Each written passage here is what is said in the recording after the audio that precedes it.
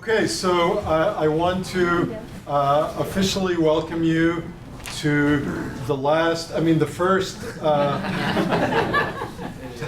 AI2 annual talent show.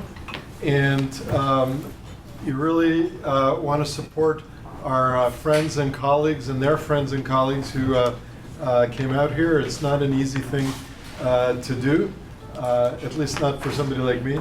And so we're going to start with Noah Smith and friends.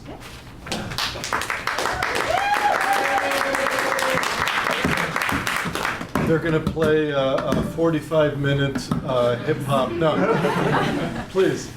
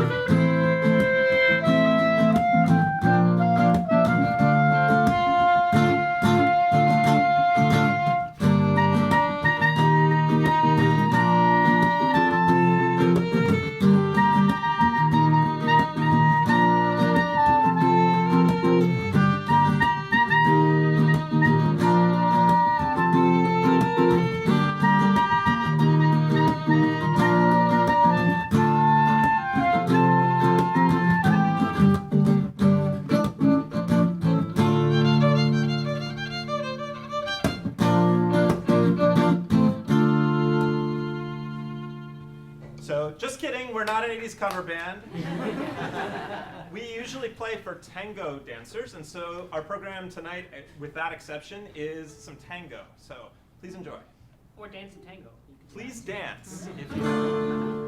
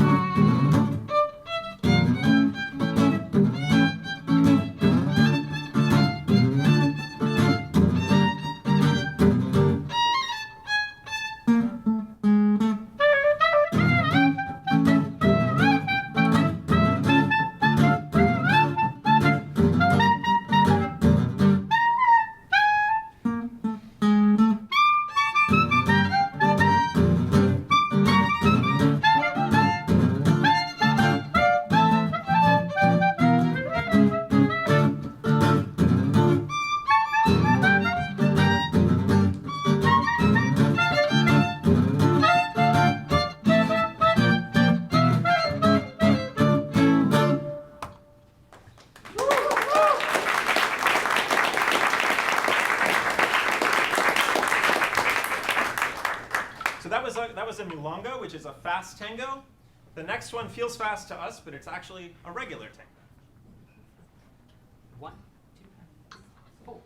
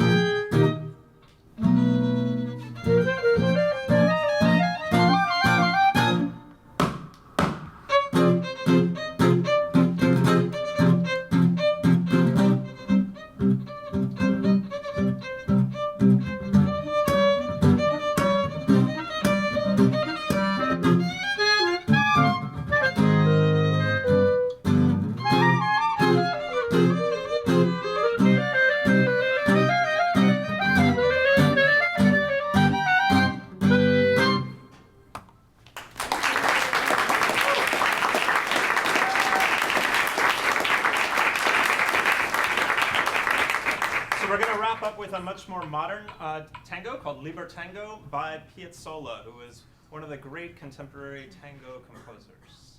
But it's also danceable, so please dance. 1, 2, 3, 4.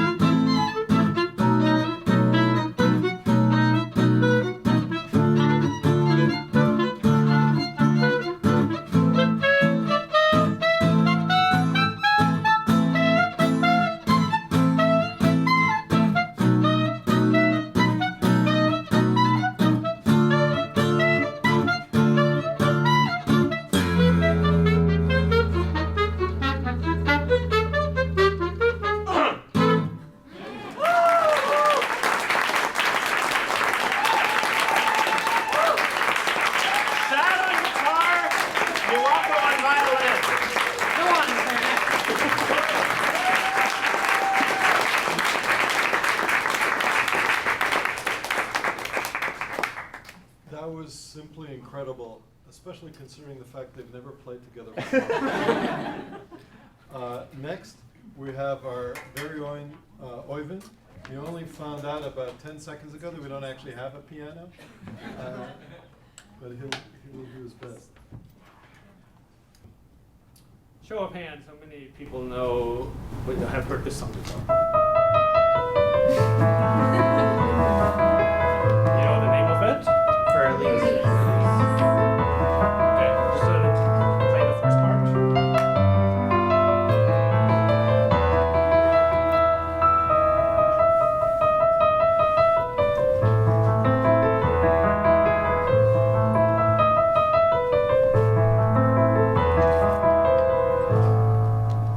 So that's arguably one of the, or maybe the most famous classical piano piece. Can anyone think of one more famous? Anyway, it was written by Beethoven, maybe. They're not actually quite sure because they kind of found it after his death. But now I'm going to play a slight variation of it.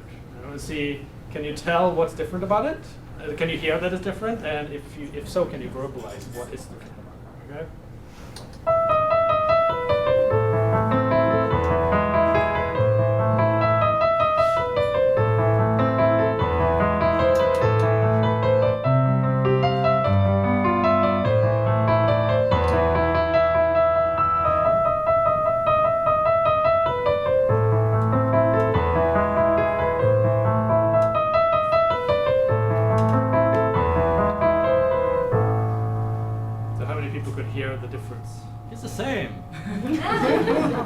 The second one was embedded. It sounded the same? Anyone? The foot pedal. More sustained? No. You change the bass. Rodney. Couldn't tell a difference. Okay, here. So here's the first version.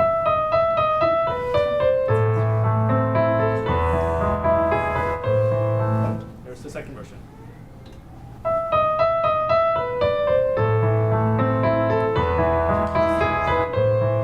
The keystrokes are.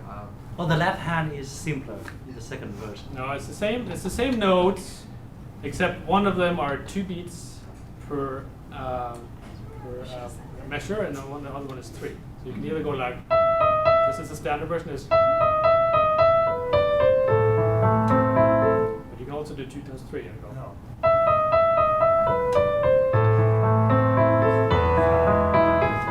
I first heard this other version by Kleiderman, and it took me forever to figure out what the heck is different about this version. I'm glad I stumped you guys as well. All right, so I'm gonna play a couple of Norwegian songs to represent the home country. Of course, our most famous composer is Edvard Grieg. He has lots of cool pieces. I'm gonna play one by him afterwards, but first I'm gonna play another one by a contemporary of his. This is the late 1800s. Christian Thielemann, and this is like a folk song. I think it's a Swedish folk song called Strömkarlen Spelar, which is like Strömkarlen is like this water spirit that lives in the river waterfall, and if you sacrifice to him, he will teach you how to play the fiddle really well. So anyway, this is kind of a folk song with variations. I have the sheet music. This is something I played back in probably middle school or something, and I'm trying to see if I can still get back to some level of that. I haven't played much in many years, so we'll see how it goes. But thanks, Rodney, for this great piano. I only have this digital one at home. This is tiring my fingers out playing this one. So I might not last, but we'll see. All right, here we go. Strömkarlen Spelar.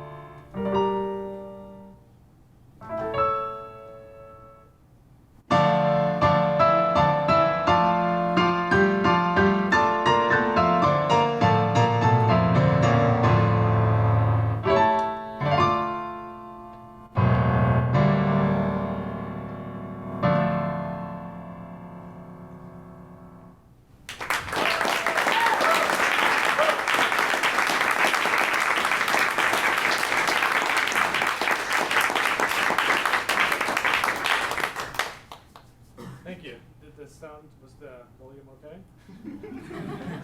It sounded like it started buzzing at some point when I went crazy about that. It was all right? I don't think it's. Okay. But there are some loud parts in my second one. All right, so the second song is by Greg. It's from this awesome collection of piano pieces he has called lyric pieces, and a lot of them are describing things like the butterfly and the brook, things like that. I'm gonna play one called the March of the Trolls, or sometimes it's translated March of the Dwarfs for some weird reason. But anyway. I imagine, so trolls in Norway are a big part of the folklore. Okay, and the trolls, I think like most of the world, the trolls in Norway, they only out at night, and when daytime comes, they have to get out, otherwise they turn into a rock or something. So in this piece, I'm imagining at the start it's like evening, and then they come out and they start going crazy in the middle of the night, and then the morning comes and there's nice and quiet in the middle, and then they come back out again. So that's what I'm imagining in this piece. So let's see how it goes.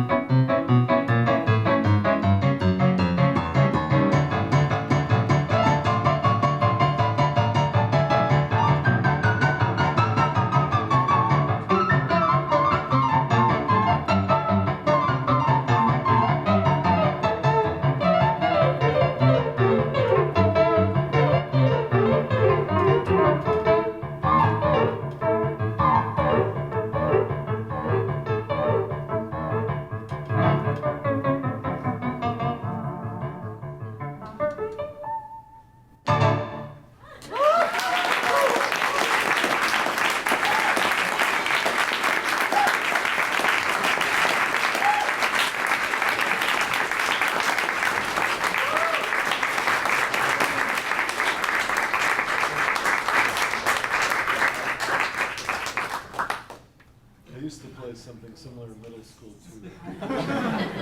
So that's a really hard act to follow musically, so we thought we'd go in the direction of juggling. Unfortunately, we couldn't find a juggler, but Mark. Anyone who kind of knows me well knows that I've done quite a few different very strange jobs in my life, and this is probably the one that's most suitable for demoing. Packing chocolate raisins is not exactly a skill that you can demonstrate to people. But yeah, this was my first job. So when I was, in fact, before legal working age in the UK, I started working in a shop called Oddballs in London, because in the UK you have to do a week's work experience when you're in year 10, which is 15. And they were telling me to do something boring like work in a hardware store, so I said no, I won't do that. And then I called the shop up and they were like, yeah, sure, come in. And I ended up getting a Saturday job there where I worked for a year and a half-ish. And I basically made no money because I spent all of the money I made on juggling equipment at like stock prices. So I already knew how to juggle, but I got considerably better whilst I was there. So yeah. This is a kind of a standard way to learn to. This is the standard thing you learn to juggle, and you can like, reverse it, close it down, and then you can start doing more complicated things. Sending one over the top, pink one, and then you get into some patterns where the balls kind of follow each other. This is called Mill's Mess. It's a very famous juggling kind of thing that you learn to do. There's all sorts of kind of additions that you can learn to. This is an extension of Mill's Mess called Rubinstein's Revenge. They all have great names.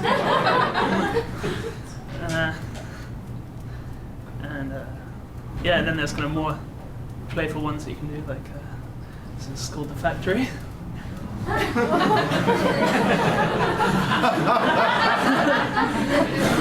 This is always a favorite. What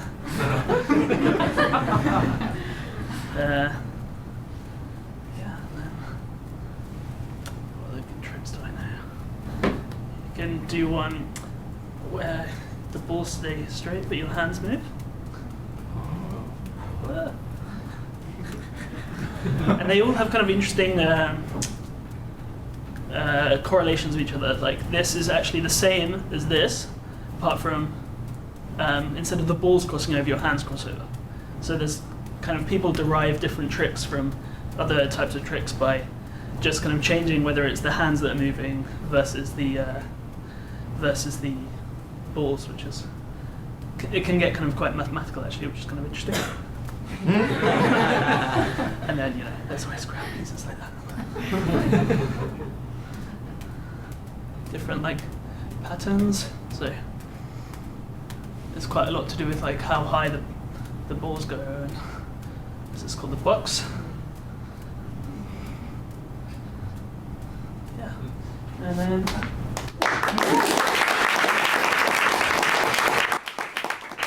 you go up. And a very common thing for people to say when I juggle 4 balls is say, that's cheating, because you're only juggling 2 balls in each hand, and they're not crossing over. But that's actually how you juggle even numbers of balls. And then with odd numbers, they cross over. Is there an orange behind you? If I actually don't have, I was still looking for my 5th juggling ball. Is there a small one? That's too small. What about an apple? An apple is also good. Apple, yeah, maybe an apple. It's kind of gross. Yeah.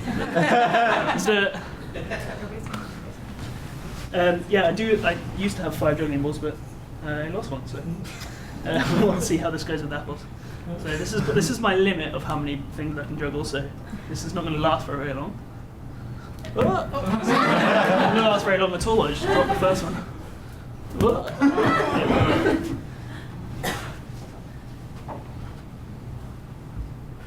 Start with the apple. It's easier.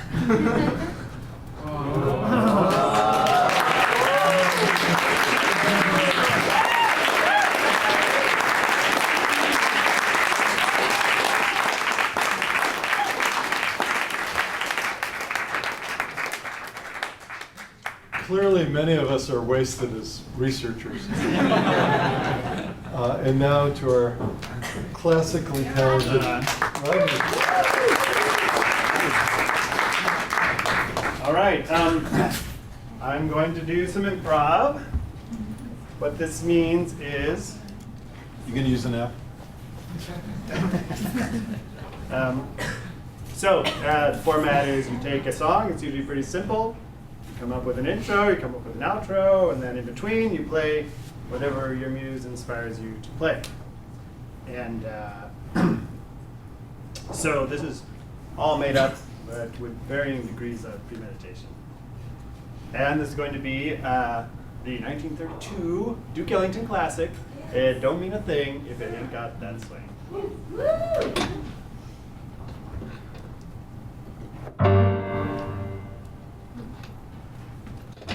That wasn't even the intro.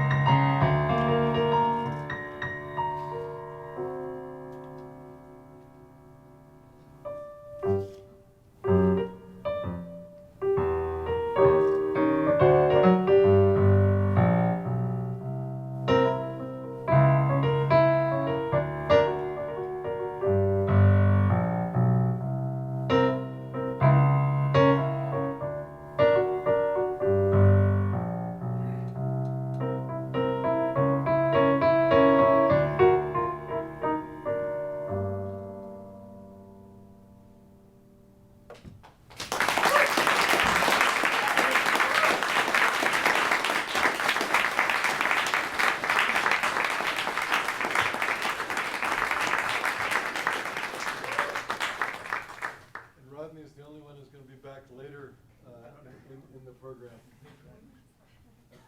Okay, and now Jaemin for a dance performance.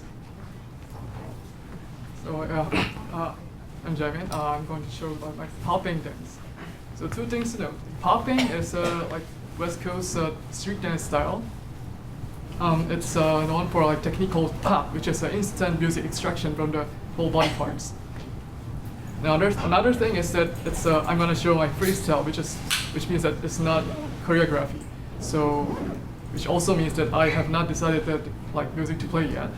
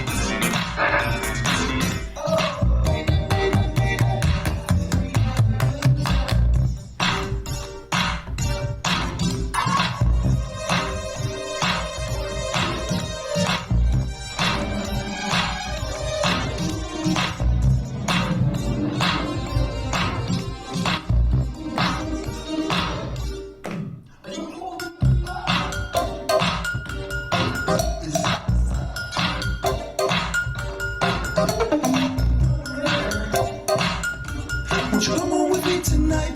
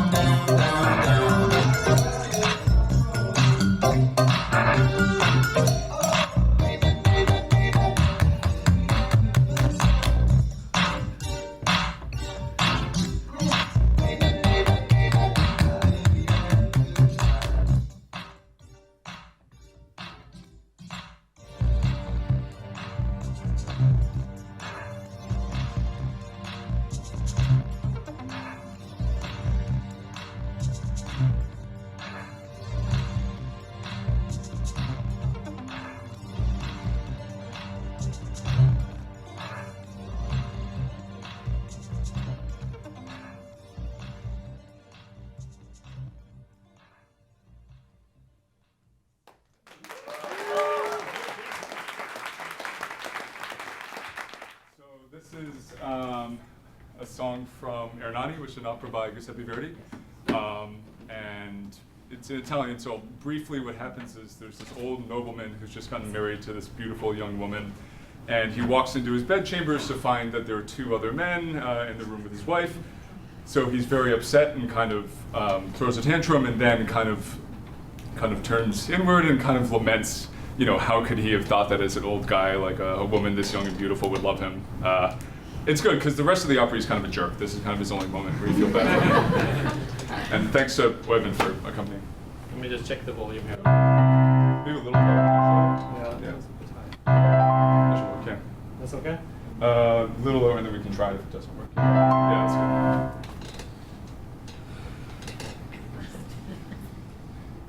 Che mai veggio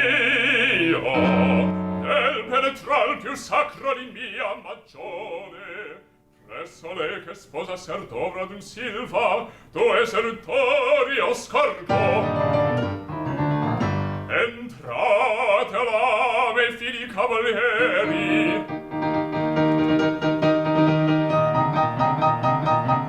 sia ognun testimon dell'isolore, dell'onta, che si reca al suo Signore.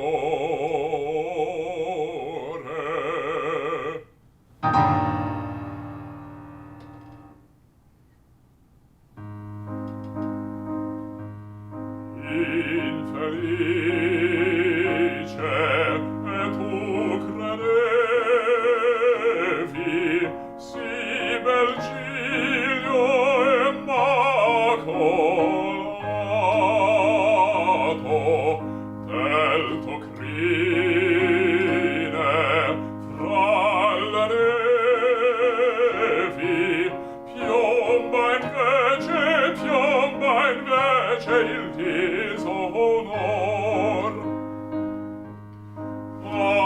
perché l'età in seno giovin core m'ha servato mi dovevan gli anni almeno far di cielo ancora il cor far di cielo ancora il cor far di cielo ancora il cor mi dovevan gli anni almeno far di cielo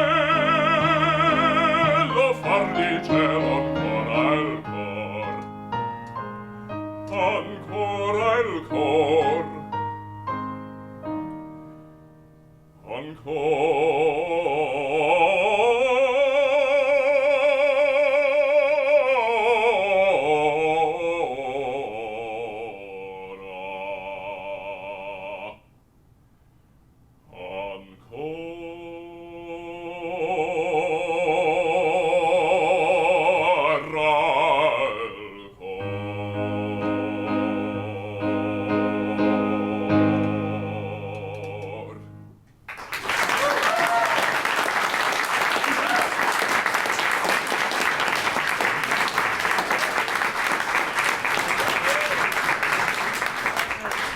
That was simply incredible. In case you're wondering, by the way, about the video camera, we are live streaming this to several subreddits. Next is Slater on the piano.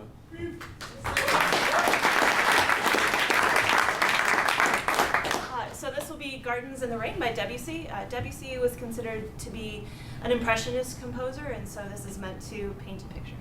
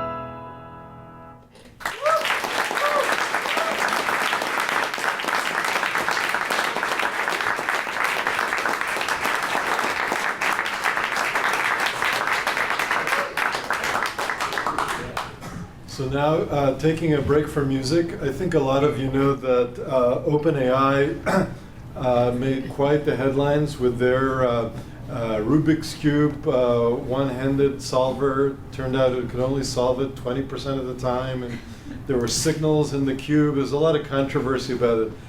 We decided to answer that with human intelligence, and Rodney is going to show you how it's really done. All right. So I'm gonna do a demo here of how to solve Rubik's Cube blindfolded. And I'll explain how to do it. Rick, Nick, you're the only person in the front row, so you got to scramble. So this is something I decided to do summer before last because I don't know why.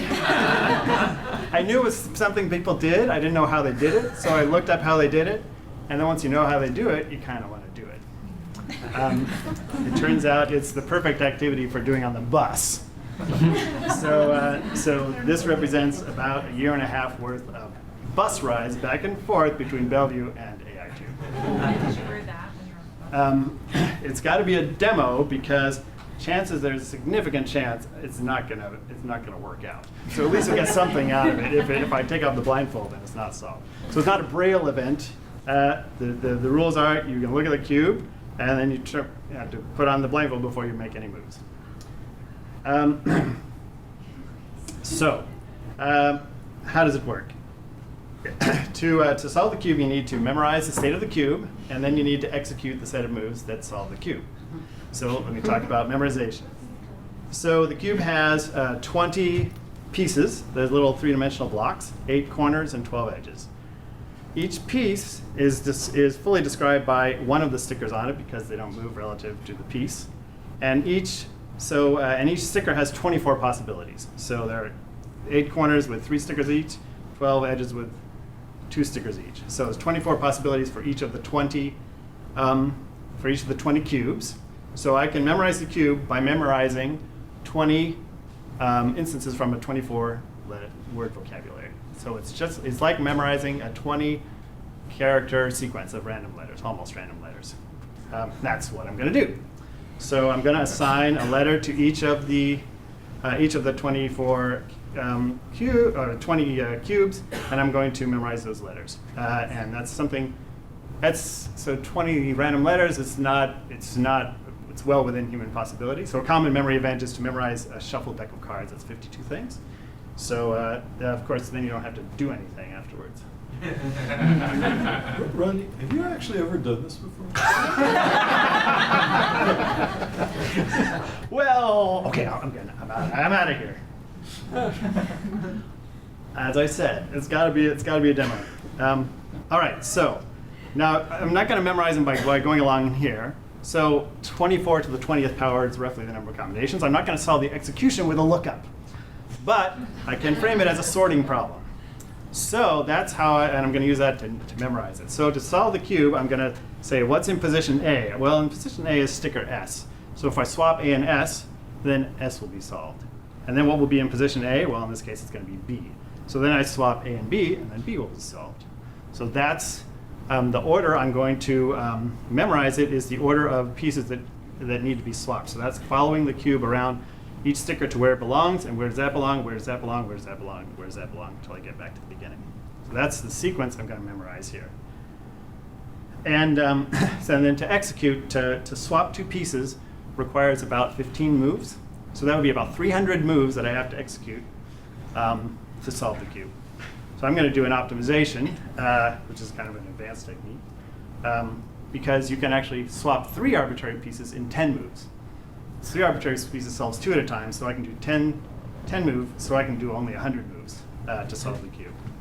The trade-off, of course, is that there are only 24 pairs that you could possibly swap, but there are almost 500 triplets that you can swap, which is many more algorithms than you could actually remember by rote, but you can kind of work them out on the fly, intuitively, by doing a setup, and this is where the group theory comes in. You can do a setup and a swap, and then you want to do this setup, and you want to do the swap.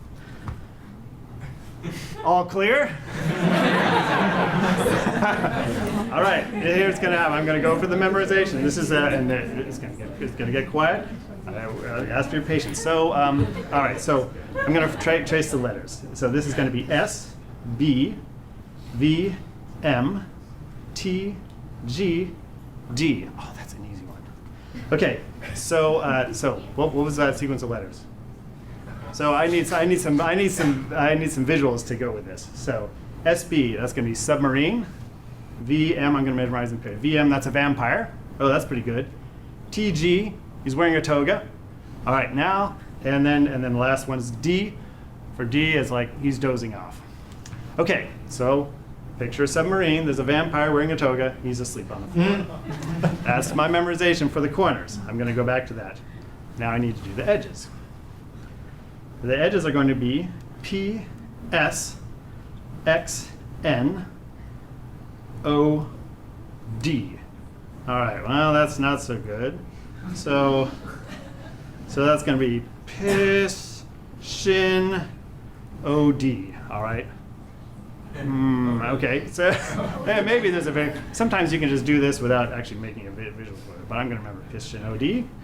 And then that's half of the edges, so now it's going to be KF, cafe, high, and now something is twisted in place, so I have to remember .m. All right, so that's my memorization. I'm going to review that. Piss, shin, O-D, piss, shin, O-D, cafe, high, .m. And then back to my other one, which is the submarine with a vampire wearing a toga falling asleep.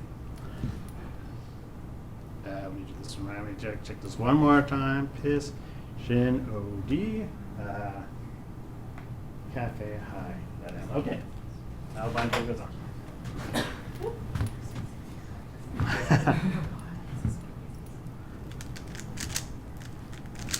Piss, shin, O-D, cafe, high, cafe high, I think that was it, .m. That should be the corner, that should be the edges. All right, now the corners. Submarine, vampire,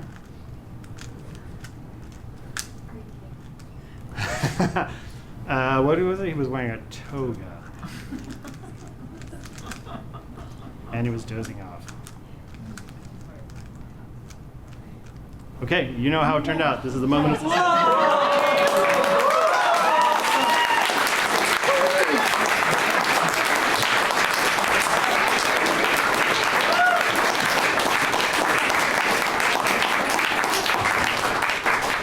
Don't try this at home.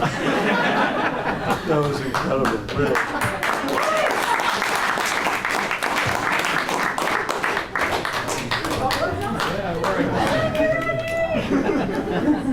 That is a tough act to follow, but if anybody could do it, it's our acoustic team, Jacob, Nicole, and Michael.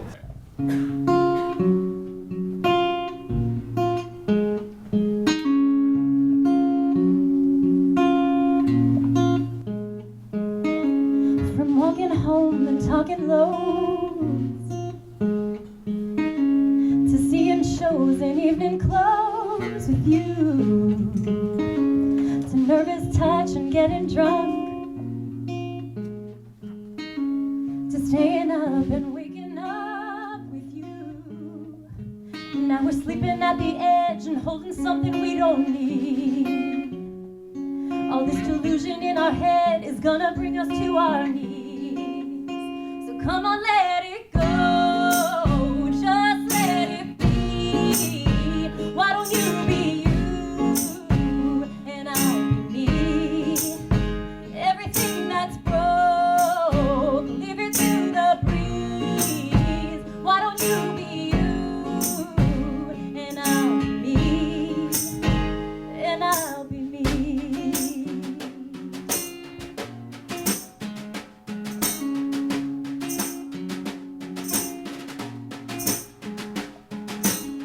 from throwing clothes across the floor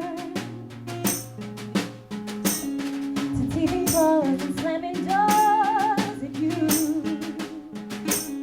If this is all we're living for, why are we doing it anymore?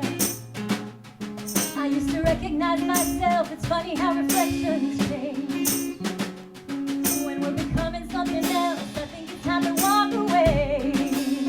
So come on, let it go. Just let it be. Why don't you be you and I'll be me? Everything must go. Give it to the breeze. Why don't you be you and I'll be me? And I'll be trying to fit your hand inside mine, even though we know it don't belong. Nothing on earth can make it feel right. Oh, oh, try to push this problem up a hill when it's just too heavy to hold. Think now's the time to let it slide. So come on, let it go. Just let it be. Why don't you be you and I'll be me? Everything that's gold, give it to the breeze. Let the ashes fall, forget about me. Come on, let it go, just let it be. Why don't you be you and I'll be me, and I'll be.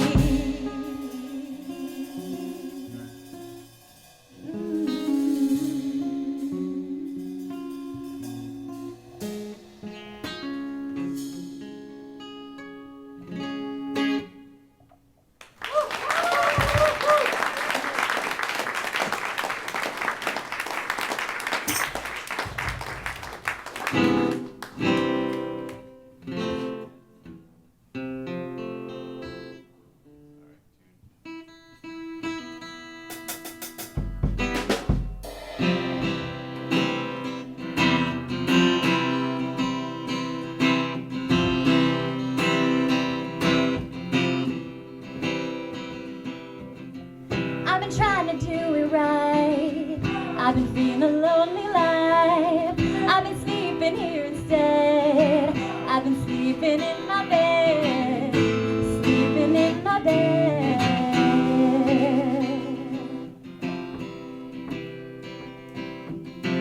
So show me, family, all the blood that I would bleed. I don't know where I belong. I don't know where I went wrong. I could write a song. I belong with you. You belong with me. You're my sweetheart. I belong with you. You belong with me. You're my sweet.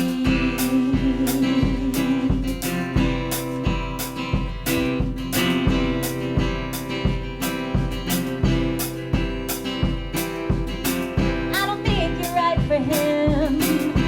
What it could have been if I took a bus to Chinatown. I'd be standing on Canal and Bowery. You'd be standing next to me. I belong with you. You belong with me. You're my sweetheart. I belong with you.